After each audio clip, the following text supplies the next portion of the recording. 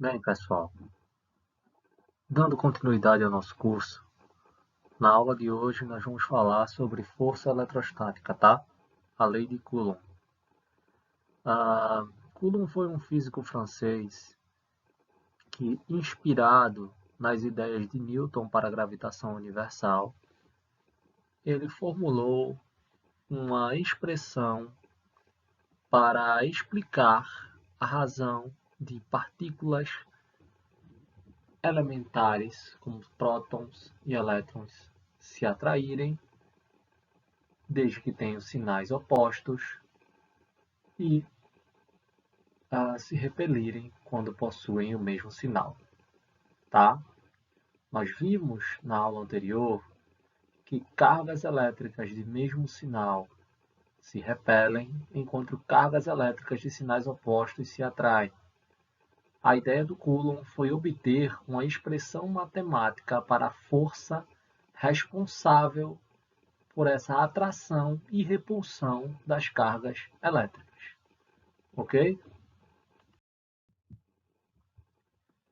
Então, tudo bem. Sabemos que, dadas duas cargas separadas por uma distância d, uma carga tendo módulo Q maiúsculo, tá? Enquanto a outra carga possui módulo Q minúsculo, se estas forem do mesmo sinal, como no caso número 1, no primeiro caso e no segundo caso, tá? Elas irão se repelir. Entretanto, se estas cargas forem de sinais opostos, elas irão se atrair.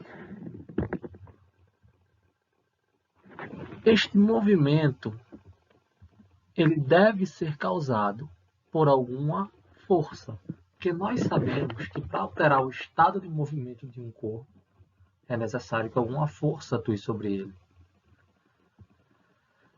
Nesse caso, a força que estamos falando, ela é descrita matematicamente pela lei de Coulomb e recebe o nome de força eletrostática.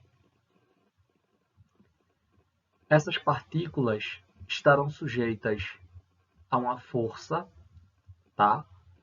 De mesmo módulo, mesma direção, mas de sentidos opostos. Cada partícula terá uma força apontando para um sentido.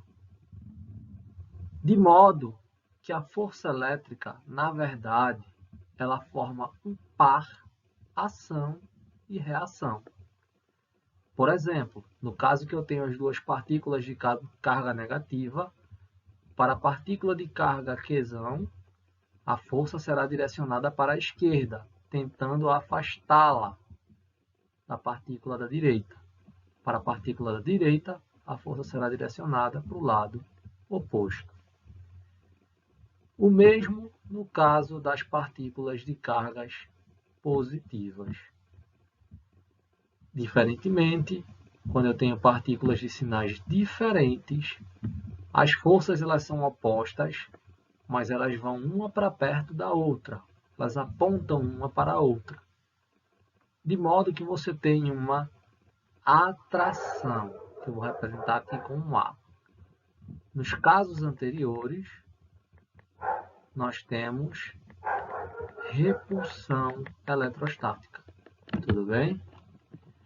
Mas em todos os três casos, o módulo da força eletrostática é dado pela mesma expressão, tá?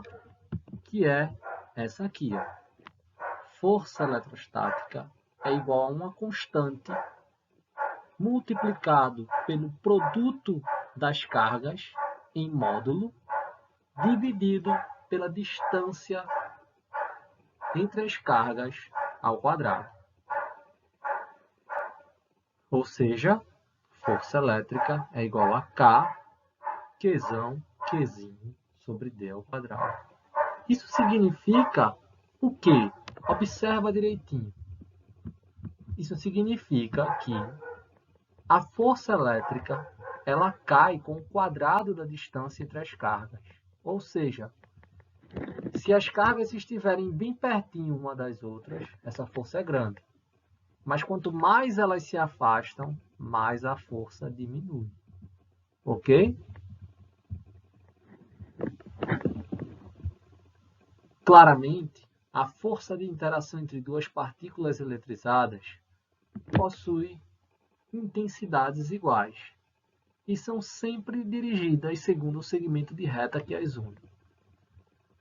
As suas intensidades são diretamente proporcionais ao módulo do produto das cargas e inversamente proporcional ao quadrado da distância entre elas. Ou seja, quanto maior a carga, maior a força, quanto maior a distância, menor a força. Ok?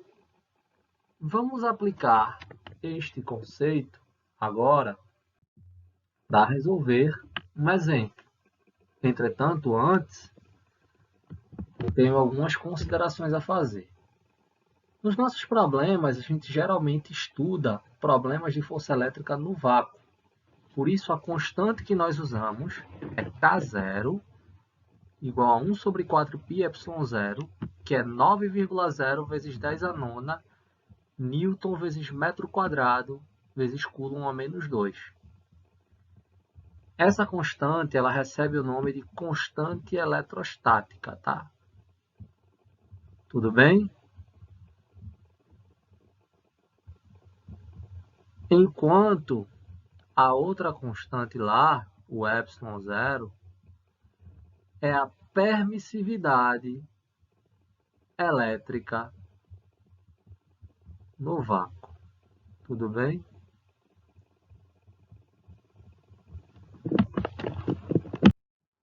Bem, pessoal, vamos resolver um exemplo para aplicar a expressão. Duas partículas carregadas e separadas por uma distância de 2 metros se atraem com uma força de 18 newtons. Aumentando a distância para 3 metros, a força de atração em newton passa a ser. Se elas se atraem, significa que elas possuem cargas opostas, não é isso? Então, elas irão se atrair. Além disso, ele aumenta a distância de 2 metros para 3 metros. Com o aumento da distância, a força ela aumenta ou ela diminui? Percebe? Eu estou aumentando a distância. O que vai acontecer com a força? Pelo que vimos antes, a força vai diminuir. Sabemos que força elétrica ela é dada por essa expressão aqui, tá?